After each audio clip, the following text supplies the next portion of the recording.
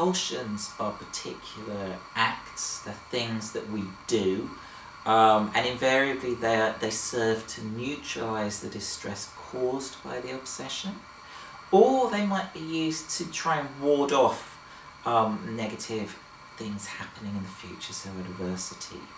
And as I was saying, the likelihood of someone with obsessions, going on to develop compulsions is very, very high. So why we're doing it, and a lot of people with OCD would say, well, I do this to make myself feel better. I'll perform a particular thing and that makes me feel better. And they may even, most of the time, will say it's nonsensical. There's no real logic why what I'm doing makes me feel better, but it does. Some people don't realise that illogical feeling. So what are they? What are the most common compulsions? First of all, they would come under one of two categories, compulsions. So they could be things that we do in our mind. We would call them covert, meaning we can't see them. And they could be things like counting particular numbers, repeating superstitious phrases, or even things like repeating numbers in sequences, in orders, or even praying a certain number of times in our mind. And usually these sorts of things will emerge directly as a result of the obsessions. The other type of compulsions are overt ones, the ones that we can see directly, and they are the easiest to recognise because we can objectively look at them, see it's a behaviour. The most common types are cleaning, washing, disinfecting, and they're often linked to the contamination obsessions.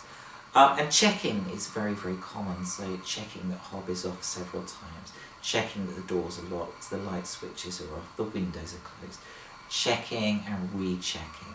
Okay, and that will be linked to our doubting obsessions. When it comes to other obsessions, so things like sexual obsessions, thoughts of causing harm to others, we may reassurance it, we may ask other people, did I do that? Did I run someone over? Or they may even confess. In some extreme cases, people might go to the police station and say, I might have been that person who murdered that famous person. That can happen in extreme cases, so confession or reassurance seeking can also happen.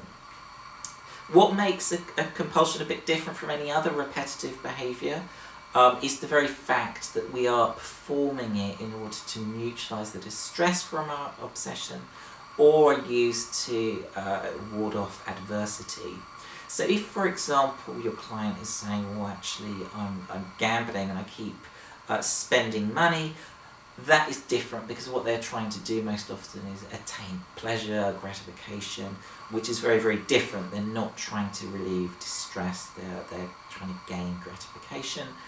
Other things such as tics, so people with Tourette's syndrome may have motor tics, they do repetitive things over and over. Again, we know that's different from a compulsion because it's not used as a stress relief to get rid of that uncomfortable feeling, to ward something off.